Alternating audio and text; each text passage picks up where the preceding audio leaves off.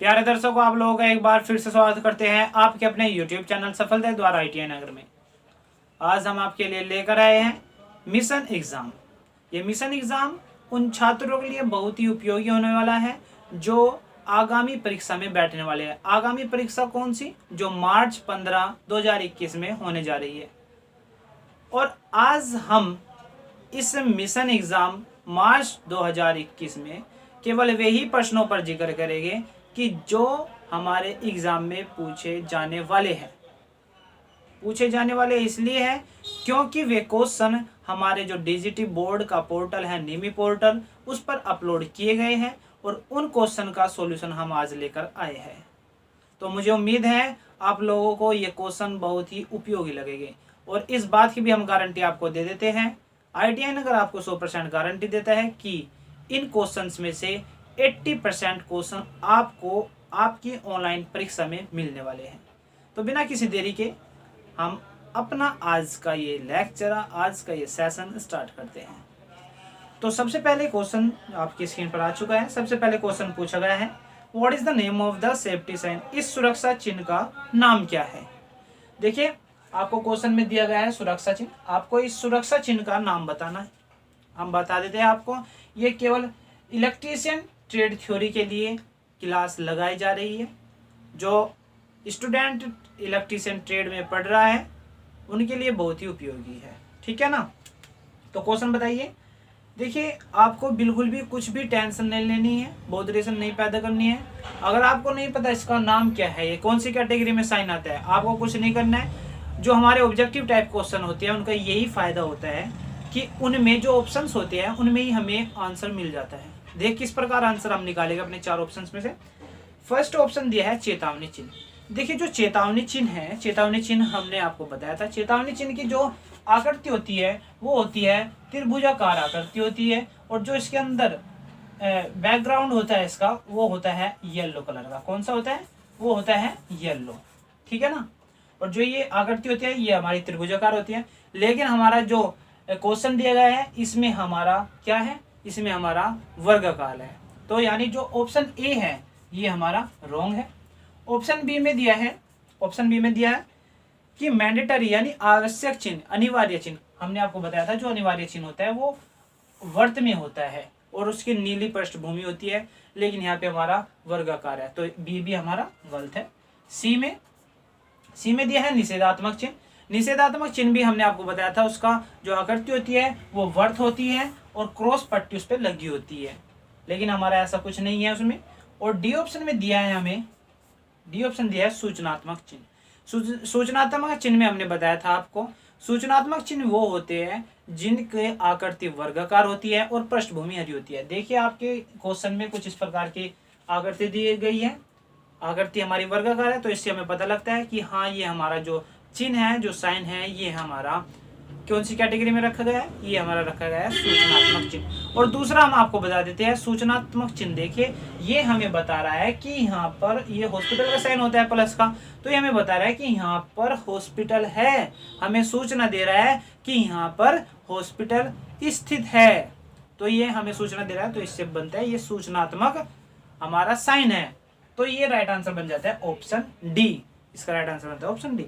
Next question पूछा गया है, आपकी स्क्रीन पर आ गए, what is the smothering in extinguishing of fire? यानी अग्नि का शमन क्या है? देखिए, अग्नि का शमन में हम 2 मेथड देखते हैं। अग्नि को बुझाना होता है। एक होता है इसमें स्टार्विंग। स्टार्विंग में हम देखते हैं उसमें हम जल की बौछार करते हैं और जो अग्नि होती है उसका तापमान कम करते हैं, उस विधि को बोलते हैं स्टार्विंग। लेकिन जो हमारे एक्सटिंग्विशन होते हैं, एक्सटिंग्विशर फायर्स होते हैं, जो हमारे यंत्र होते हैं, लाल सिलेंडर आपने देखा भी होगा, उनको एक्सटिंग्विशर बोलते हैं। तो वे जो लाल सिलेंडर होते हैं उनका जो वो कार्य करते हैं जो उनके अंदर मटेरियल होता है वो अग्नि पर डालकर और वायु की जो ऑक्सीजन होती है उसकी आपूर्ति को रोकते हैं। तो ये काम होता है। ऑप्शन ए में दिया है अग्नि में ईंधन मिलाना। नहीं सर, हमें अग्नि को रोकना है ना कि बढ़ाना है। अगर हम ईंधन मिलाएंगे तो अग्नि हमारी और भी बढ़ेगी। ऑप्शन बी में दिया है अग्नि से ईंधन अलग करना। देखिए, अगर ईंधन अलग करोगे तो वो पूर्ण रूप से अग्नि खत्म नहीं होगी, वो थोड़ी थोड़ी चलती रहेगी फिर भी। और सी में दिया है जल का उपयोग करके तापमान कम करना। देखिए अगर यहाँ पर पूछता स्टार्विंग क्या होता है तब हम इस ऑप्शन सी पर टिक लगाते, लेकिन यहाँ पे पूछा है इसने अग्नि का समान। अग्नि का समान क्या होता है, तो हमने बताया ऑक्सीजन की आपूर्ति को कम करता है, रोकता है। तो डी में दिया है अग्नि को ऑक्सीजन की आपूर्ति से अलग करता है, तो इसका राइट आंसर बन जाता है ऑप्शन डी। नेक्स्ट क्वेश्चन में पूछा है what is the physical hazard, यानी निम्न में से भौतिक हानि क्या है। देखिए इसने 4 ऑप्शन दिए हैं, इनमें से बताना है भौतिक हानि कौन सी है। देखिए जो धूम्रपान है ये हमारी आर्टिफिशियल हानि है, यानी कृत्रिम हानि है, ये व्यक्ति के द्वारा की जाती है। ऑप्शन सी में क्षरण, और डी में दिया है रेडियो सक्रियता। जो क्षरण और रेडियो सक्रियता होती है ये हमारी रासायनिक हानि होती है, लेकिन जो वाइब्रेशन है, जो कंपन है, ये हमारी भौतिक हानि होती है, फिजिकल हजार्ड होती है। तो राइट आंसर बनता है ऑप्शन बी।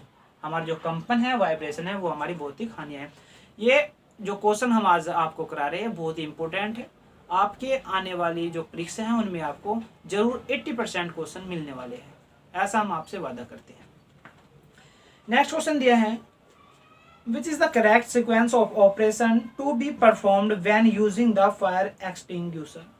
निम्न में से अग्निरोधक को उपयोग करने का सही क्रम क्या है।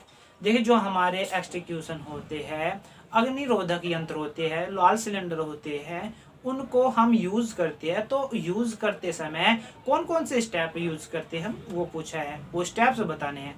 देखिए जो हमारे सिलेंडर्स होते हैं, हम सबसे पहले उसकी जो उसमें पिन होती है, मान लें ये हमारा कोई सिलेंडर है, इसमें एक पिन लगी होती है, उसको हम खींचते हैं। यानी जो सबसे पहला हमारा स्टेप हुआ, सबसे पहला स्टेप हुआ हमारा खींचना, ठीक है। दूसरे नंबर पर हम क्या करते हैं, उससे हम निशाना लगाते हैं। हमने वो पिन खींच ली है, अब उसके बाद में हम निशाना लगाएंगे कि हमें अपना जो मटेरियल है वो कहाँ पे छोड़ना है, आग कहाँ पे बुझानी है, तो निशाना लगाएंगे। तो दूसरा होता है हमारा निशाना लगाना। तीसरे नंबर पर क्या करते हैं, हम उसको दबाते हैं, वो जो हमारा मटेरियल है उसको छोड़ते हैं। यानी अगर हमारे इसमें जल युक्त है या हमारी गैस कारतूस भरी है या हमारा शुष्क पाउडर भरा है, तो उसको दबाएगा तभी तो उस पर छूटेगा वो, तभी तो आग बुझेगी। तो तीसरे पर आता है हमारा दबाना, और चौथे पर आता है हमारा कि एक जगह आग लगी है तो थोड़ी पास में भी आग लगी होगी उसके, तो हम उसको घुमाते हैं, उसको घुमाते हैं, चारों तरफ की आग बुझाती है। तो चौथे नंबर पर आता है हमारा घुमाना, ठीक है। सबसे पहले खींचना, निशाना लगाना, दबाना, घुमाना। अब आप देखिए आपके जो 4 ऑप्शन दिए हैं, सबसे पहले ऑप्शन में ही दिया है खींचना, निशाना लगाना, दबाना और घुमाना, तो राइट आंसर बन जाता है ऑप्शन ए, ठीक है ना। अब नेक्स्ट क्वेश्चन 5th नंबर पर पूछा है 5S संकल्पना यानी 5S कॉन्सेप्ट में निम्न में से कौन सा चरण स्टैंडर्डाइजेशन को इंगित करता है। देखिए जो 5S कॉन्सेप्ट है, सबसे पहले हम बता देते हैं आपको 5S कॉन्सेप्ट होता क्या है। आपको हम डिटेल में लेकर चल रहे हैं, डिटेल में हम आपको सभी चीजें बता रहे हैं। 5S कॉन्सेप्ट हमारा चाहे वो छोटा उद्योग हो चाहे बड़ा उद्योग हो, वहाँ पे प्रत्येक उद्योग में वो यूज होता है। यूज क्यों होता है, वो इसलिए यूज होता है जिस भी प्रोडक्ट की हम प्रोडक्शन कर रहे हैं, उत्पादन कर रहे हैं, और ताकि उस प्रोडक्ट की गुणवत्ता अच्छी हो, उसका प्राइस अच्छा रह सके और वो उत्तम क्वालिटी का बन सके, इसलिए हम 5S कॉन्सेप्ट का यूज करते हैं। 5S कॉन्सेप्ट में होता क्या है, 5S कॉन्सेप्ट में हम 5 स्टेप यूज करते हैं। सबसे पहला जो S होता है, देखिए जो फर्स्ट नंबर पर S होता है उसका मतलब होता है हमारा सॉर्टिंग। दूसरे वाले S का होता है हमारा सेटिंग इन ऑर्डर, और तीसरे नंबर पर जो S होता है उसका होता है हमारा साइनिंग या क्लीनिंग बोल सकते हैं, साइनिंग एंड क्लीनिंग। और चौथे नंबर पर होता है हमारा S स्टैंडर्डाइजेशन, और 5वें नंबर पर S होता है, उसका मतलब होता है हमारा सेल्फ डिसिप्लिन, ठीक है ना। तो सेल्फ डिसिप्लिन, फर्स्ट का sorting, setting in order, shining and cleaning, standardisation and self discipline. तो इसमें पूछा है क्वेश्चन में कि जो चौथा स्टैंडर्डाइजेशन है वो कौन सा चरण है। वो देखो ये रहा हमारा, ये हमारा चौथा चरण है। तो राइट आंसर बनता है ऑप्शन डी, चौथा चरण हमारा इसका होता है। तो आपको मालूम हो गया होगा 5S कॉन्सेप्ट कहाँ पे यूज होता है। नेक्स्ट क्वेश्चन है which plier is used for making wire hooks and loops. कौन से प्लायर का उपयोग तार के हुक और लूप बनाने में होता है। देखिए प्लायर पूछा है, हमें तार से हुक बनाना है या लूप बनाना है, तो कौन सा प्लायर यूज करेंगे। देखिए ऑप्शन ए में दिया है flat knows plier. Flat knows plier हम वहाँ पे यूज करते हैं जहाँ पे हमें किसी तार को ऐंठना हो, ट्विस्ट करना हो या पकड़ना हो। और बी पे दिया है long nose plier. Long nose plier का हम वहाँ पे यूज करते हैं जहाँ पे हमारी उंगलियां ना पहुंच पाए, हमें कोई सामान पकड़ना हो, तो वहाँ पे हम लॉन्ग नोज प्लायर का यूज करते हैं। और डी नंबर पर दिया है diagonal cutting plier. Diagonal cutting plier हम किसी वायर को काटने में इस्तेमाल करते हैं। और सी राउंड नोज प्लायर। देखिए जो राउंड नोज प्लायर होता है, आपकी स्क्रीन पर इसका डायग्राम है। राउंड नोज प्लायर हम किसी भी तार का हुक या लूप बनाने में इसका यूज करते हैं। आपको देखिए इसकी नोज से ही पता लग रहा होगा कि हम इससे आसानी से लूप या हुक बना सकते हैं। तो राइट आंसर बनता है ऑप्शन सी। नेक्स्ट क्वेश्चन पूछा है what is the use of pincer. Pincer का प्रयोग क्या है। देखिए जो पिंसर होता है, पिंसर हमारा कुछ इस प्रकार का होता है जो आपकी स्क्रीन पर आ चुका है। ये हमारा पिंसर होता है। ये पिंसर यूज होता है हमारा लकड़ी में से कोई कील या पिन निकालना हो, तो वहां पे इसका यूज होता है। ऑप्शन ए में दिया है फ्लेक्सिबल तार को ट्विस्ट करना। हमने अभी बताया है अगर हमें फ्लेक्सिबल तार को, किसी भी तार को ट्विस्ट करना होगा तो वहां पे हम फ्लैट नोज प्लायर का यूज करेंगे। बी में दिया है छोटे व्यास के तार काटना। वहां पे हमें कटिंग, जो हमारा कटिंग स्टूल होते हैं या हमारे जो डायगोनल कटिंग प्लायर होते हैं वहां पे उसका यूज करेंगे। और सी में दिया है लकड़ी में से पिन तथा कीले निकालना। हाँ, अगर लकड़ी में से हमें कोई पिन और या कीले निकालने वहां पे हम इसका यूज करते हैं, किसका, पिंसर का। चौथे में दिया है छोटी वस्तु पकड़ना जहां उंगली न पहुंचे। मैंने अभी बताया था लॉन्ग नोज प्लायर का वहां पे यूज करते हैं। तो राइट आंसर बनता है ऑप्शन सी, लकड़ी में पिन तथा कीले निकालने के लिए हम पिंसर का प्रयोग करते हैं। नेक्स्ट क्वेश्चन है what is the name of road safety sign. इस सड़क सुरक्षा का चिन्ह, सड़क सुरक्षा चिन्ह का क्या नाम है। देखिए आपकी स्क्रीन पर जो ये दिया है, आप एक बार ध्यान करिए कि जब आप रोड पर चलते हैं तो आपको ये बीच में रेड रंग होता है, रेड कलर होता है, तो वहाँ वो ये साइन किस चीज का होता है। ये साइन होता है स्टॉप का।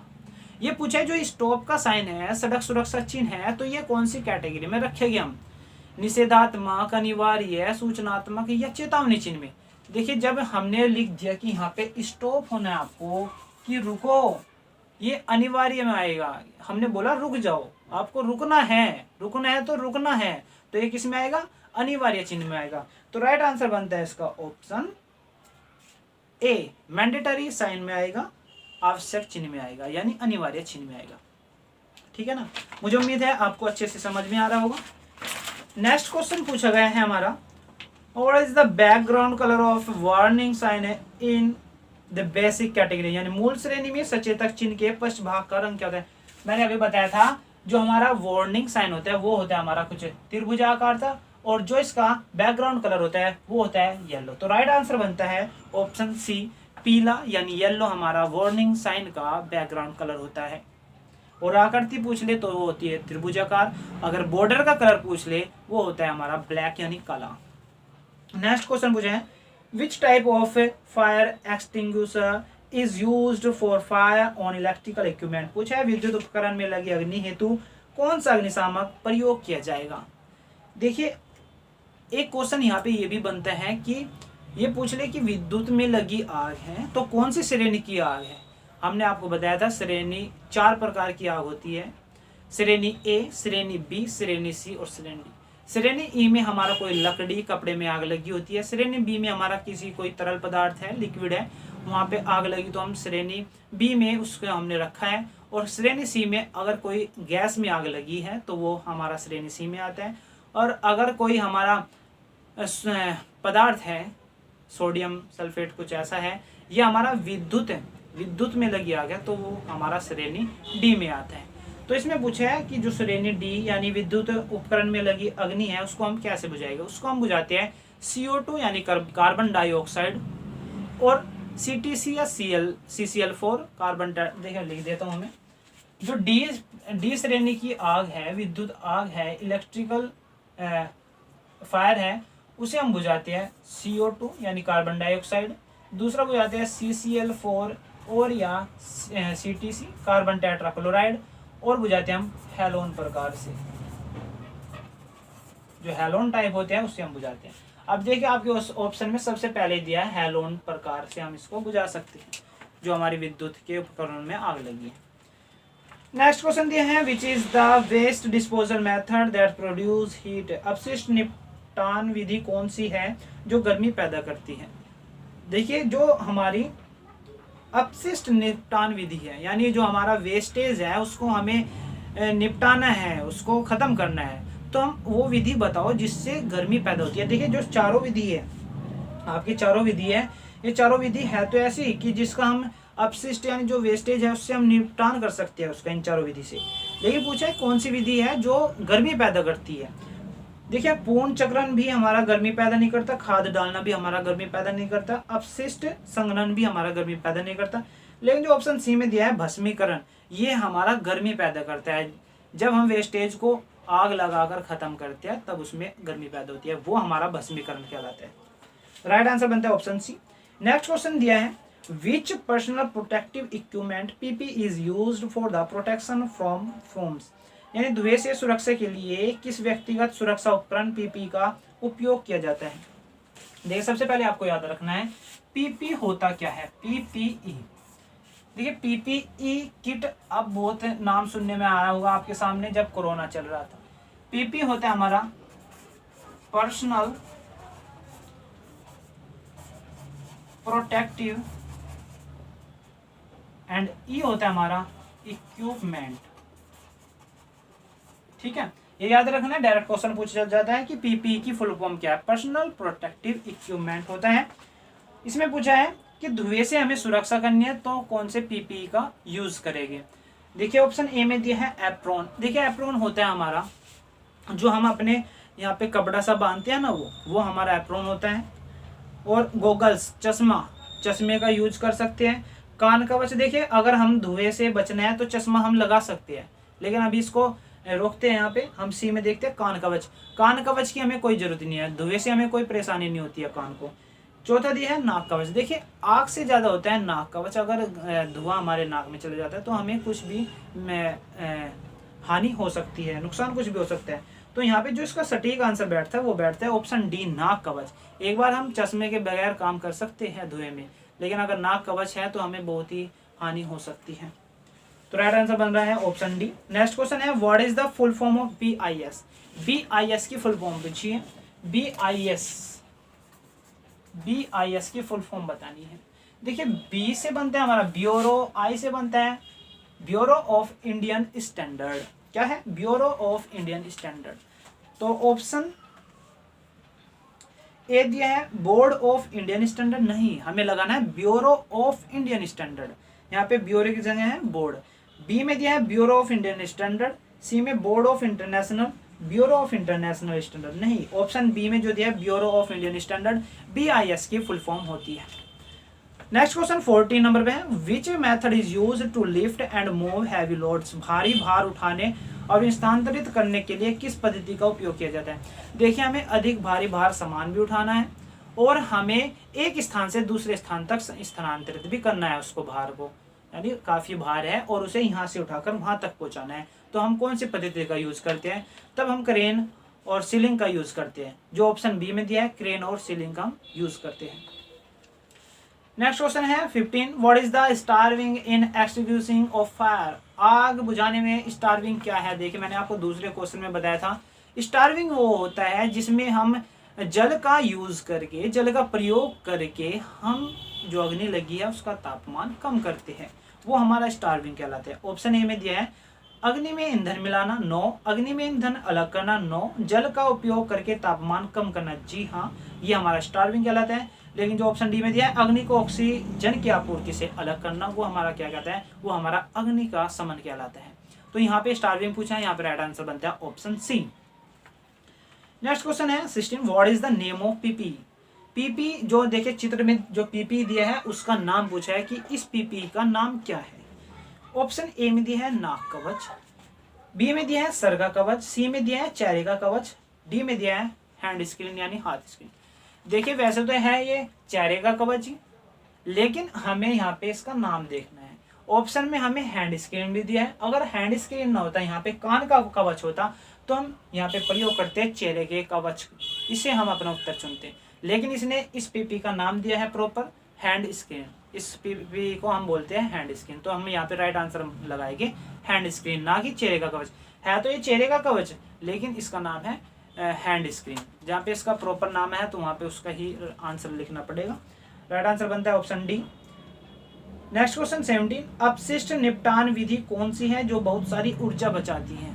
देखिए पहले क्वेश्चन आया था कि वो अपशिष्ट निपटान विधि बताओ जो हीट है, यानी जो ऊष्मा उत्पन्न करती है, गर्मी उत्पन्न करती है, वो हमारी क्या थी, भस्मीकरण। यहाँ पे पूछा है कि जो हमारी बहुत सारी ऊर्जा बचाती है। देखिए जमीन में भरना, ये भी हमारी ऊर्जा खपत करती है, भस्मीकरण भी हमारी ऊर्जा खपत करती है, और खाद डालना भी हमारी ऊर्जा खपत करती है। लेकिन जो पूर्ण चक्रण है, रिसाइकलिंग है, वो हमारी, अगर उसमें कोई ऊर्जा भी खपत होती है तो ऐसी उसमें ऊर्जा मिल जाती है। तो राइट आंसर बनता है ऑप्शन बी, रिसाइकलिंग पूर्ण चक्रण विधि हमारी ऐसी विधि है जो बहुत सारी ऊर्जा बचाती है। नेक्स्ट क्वेश्चन है वो which artificial respiration method is to be performed to the victim with injuries of the chest and belly. पूछा है कि किस प्रकार की कृत्रिम श्वसन विधि का प्रयोग उस पीड़ित के लिए करते हैं जिसके छाती और पेट पर चोट हो। जिसकी छाती और पेट पर चोट है, तो पूछा है कौन सी विधि का यूज करते हैं।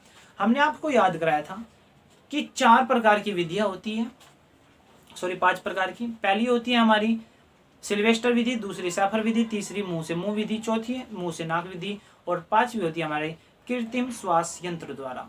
देखिए जो पहली था सिल्वेस्टर विधि, यानी सीने पर उसके छाले पड़ते हैं और पीठ के बल हम उसको लिटाते हैं। सैफर में हम पीठ पर छाले पड़ते हैं, सीने के बल उसको लिटाते हैं। इस क्वेश्चन में सीने पर उसको चोट आई है और पेट पर चोट आई है, तो पूछा है कौन सी विधि का यूज करेंगे। देखिए सैफर विधि में हम उसको लेटाते हैं सीने के बल, यानी छाती पर हमें चोट होती है। और मुंह से मुंह विधि, मुंह से नाक विधि, ये हम इसमें अप्लाई नहीं करेंगे, ये तो वहाँ पे अप्लाई करते हैं जहाँ पे छोटे मोटी उसे श्वास की प्रॉब्लम हो, छोटी मोटी चोट हो। लेकिन जो डी है नेल्सन की भुजा ऊपर पीछे दबाव विधि, देखिए ये जो विधि है ये हमें उसी विधि में करना पड़ता है जो हमारी सिल्वेस्टर विधि है, उसमें ही हम उसकी भुजा को ऊपर और पीछे दबाव डालते हैं। तो ये इसका राइट आंसर बन जाता है ऑप्शन डी, नेल्सन की भुजा ऊपर पीछे दबाव विधि। यहाँ पे ऐसे भी आ सकता है Sylvester Vidhi. Next question 19, which type of occupational health hazard is cases for infection. किस प्रकार के व्यवसायिक स्वास्थ्य खतरे के कारण संक्रमण हो सकते हैं। देखिए आप संक्रमण समझते होगे, इन्फेक्शन समझते होगे। संक्रमण वो चीज होती है जो एक मनुष्य से दूसरे मनुष्य तक फैलती है। वो पूछा है कि बताइए इन ऑप्शन में जो ऑप्शन दिए हैं वो ऐसा कौन सा नुकसान है, कौन सा हजार्ड है जिससे संक्रमण हो सकता है। देखिए अलग, अगर हमें इलेक्ट्रिकल हजार्ड होता है, विद्युतीय नुकसान होता है, तो उससे संक्रमण नहीं फैल सकता। अगर देखिए मुझे विद्युत झटका लगा है, मेरे छाले पड़े हुए हैं, चोट लगी हुई है, बताइए मेरे से किसी व्यक्ति में फैल सकती है ये बीमारी? नहीं ना। सी दिया है शारीरिक खतरा। शारीरिक खतरा है, कोई वैसे हमें चोट लगी है, उससे बताओ मेरे को चोट लगी है दूसरे को चोट लग जाएगी? नहीं। डी मानसिक नुकसान, अगर मेरा मानसिक नुकसान हो गया है तो ये जो मानसिक बीमारी है ये दूसरे व्यक्ति को आ सकती है मेरे में संपर्क में आने पर? नहीं आ सकती ना। लेकिन जो हमारा बायोलॉजिकल हजार्ड है, जैविक नुकसान है, ये हमारा देखिए जैसे कोरोना था, कोरोना हमारा क्या था, जैविक नुकसान था। वो हमारा एक व्यक्ति से दूसरे व्यक्ति में जा रहा था, ये हमारा होता है संक्रमण, और जो आता है हमारा बायोलॉजिकल हजार्ड कैटेगरी में। तो राइट आंसर बनता है ऑप्शन बी। यहाँ पे जो हमारा खतरा है संक्रमण का वो हमारा जैविक नुकसान से बनता है। राइट आंसर हमारा बी हो गया। नेक्स्ट क्वेश्चन है what is the use of this tool. देखिए इस औजार का उपयोग पूछा है। देखिए जो ये औजार है ये हमारा पिंसर होता है, और हमने आपको पहले ही बता दिया पिंसर का उपयोग होता है लकड़ी में से कील या पिन निकालना। तो ऑप्शन ए में दिया है गर्म पदार्थों को पकड़ना नहीं, तारों को काटना और मोड़ना नहीं, लकड़ी में कीले निकालना। ये राइट आंसर बन जाता है ऑप्शन सी। डी दिया है बोल्ट और नट को ढीला करना ना, जो ऑप्शन सी है लकड़ी से कीले निकालना, इसका राइट आंसर बनता है। नेक्स्ट क्वेश्चन है 21, how will you diagnose the victim is suffering under cardiac arrest, यानी दिल के दौरे से पीड़ित व्यक्ति को आप कैसे पहचानोगे। देखिए अगर किसी को दिल का दौरा पड़ा है तो उसकी एक सीधी पहचान होती है, उसके होठों के चारों तरफ नीले रंग की एक परत आ जाती है। तो जो नीले रंग की अगर परत आई है तो उसको समझो कि उसे दिल का दौरा पड़ा है। ऑप्शन ए में दिया है रीढ़ की हड्डी में दर्द से मुंह पूरी तरह बंद हो जाएगा, पेट में अधिक सूजन होगी, होठों के चारों ओर नीला रंग हो जाएगा। देखिए राइट आंसर बन जाएगा, होठों के उसके चारों ओर नीला रंग आ जाएगा अगर उसको दिल का दौरा पड़ा है। Question number 23, what is the name of the safety sign, इस सुरक्षा चिन्ह का नाम क्या है। देखिए सुरक्षा चिन्ह दिया गया है और आपको बताना है कौन से इस साइन का कौन सा नाम है। चेतावनी चिन्ह, देखिए चेतावनी चिन्ह हमने आपको बताया था, चेतावनी चिन्ह हमारा ट्रायंगल होता है लेकिन ये हमारा है सर्किल में, तो ये राइट आंसर नहीं होगा, ऑप्शन ए इसका गलत है।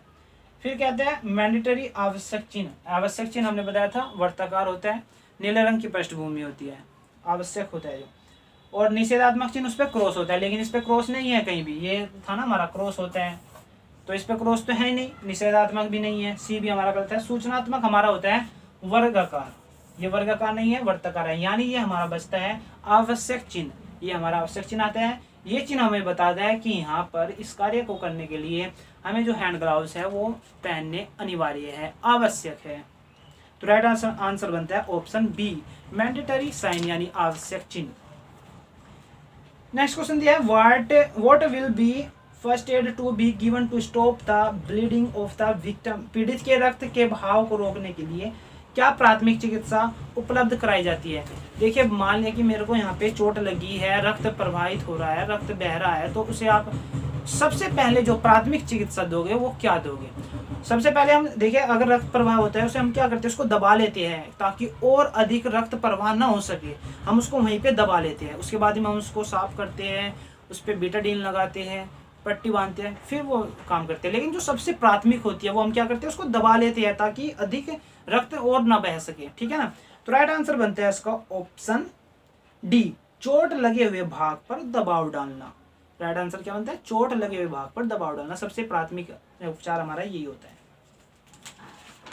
यहाँ पे आपके 24 क्वेश्चन हो चुके हैं और 25 क्वेश्चन है हमारा, पीड़ित को बचाने हेतु क्या तात्कालिक कदम उठाना चाहिए यदि वह अभी भी विद्युत शक्ति स्रोत से संपर्कित है। वो कह रहे हैं कि मैं विद्युत स्रोत से संपर्कित हूँ, कनेक्ट हूँ, तो आप कौन सा कदम उठाओगे। ऑप्शन ए दिया है हाथों द्वारा खींचे या धक्का दे, आप मुझे आओगे और हाथों से खींचेंगे या धक्का दोगे। अगर आप ऐसा करोगे तो आपको भी विद्युत झटका लगेगा, ठीक है ना, तो ऐसा नहीं करना है हमें। बी में दिया है अपने प्राधिकारी विद्युत झटके के बारे में जानकारी, जो आपके इंचार्ज हैं उनको आप जानकारी दोगे। अरे इतने तुम्हें अपने इंचार्ज को जाके जानकारी दोगे, इतने तो उसका काम तमाम हो लेगा। और सी में दिया है किसी को उस व्यक्ति को छुड़ाने हेतु बुलाए। नो, आपको किसी व्यक्ति को बुलाने जाओगे फिर वही बात है, जैसे इंचार्ज के पास में जाओगे या किसी और व्यक्ति के पास में जाओगे, इतने किसी और को लाओगे बुला के, इतने गया वो तो। और डी में आता है हमारा संयोजकों को अलग करके शक्ति आपूर्ति को बंद कर देगी। अगर यहाँ पे मैं विद्युत झटके में हूँ और जो इसमें करंट आया हुआ है जहाँ से इसकी आपूर्ति है उसको हमें बंद करना होगा, उसके कनेक्शन को हटाना होगा। जब आप कनेक्शन हटाओगे ना आपको नुकसान और ना ही मुझे नुकसान होगा। तो इसका जो उपयुक्त राइट आंसर बनता है वो बनता है option D, break the connect by switching off the power supply, यानी संयोजकों को अलग करके शक्ति आपूर्ति को बंद कर देंगे।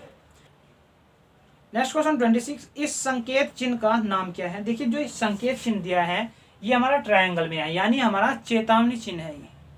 ये क्यों, कौन सा चिन्ह है, ये हमारा चेतावनी चिन्ह है, ये हमारा वार्निंग साइन है। तो पूछे है विद्यालय, नहीं विद्यालय तो कोई शो नहीं करता है। संरक्षित ये नो, असंरक्षित नो, पैदल क्रॉसिंग हाँ, जो पैदल क्रॉसिंग है वो उसे साइन कर रहा है, वो दर्शा रहा है कि यहाँ पे पैदल क्रॉसिंग है, वार्निंग दे रहा है कि यहाँ पे गाड़ी धीरे चलाए क्योंकि यहाँ पे पैदल क्रॉसिंग है। जेब्रा क्रॉसिंग आपने देखी होगी, ये हमारी सड़क होती है और ये हमारा मान लिया यहाँ पे चौराहा है, तो यहाँ पे चौराहे पे चारों रास्तों पे यहाँ पे एक जेब्रा क्रॉसिंग होती है ऐसे।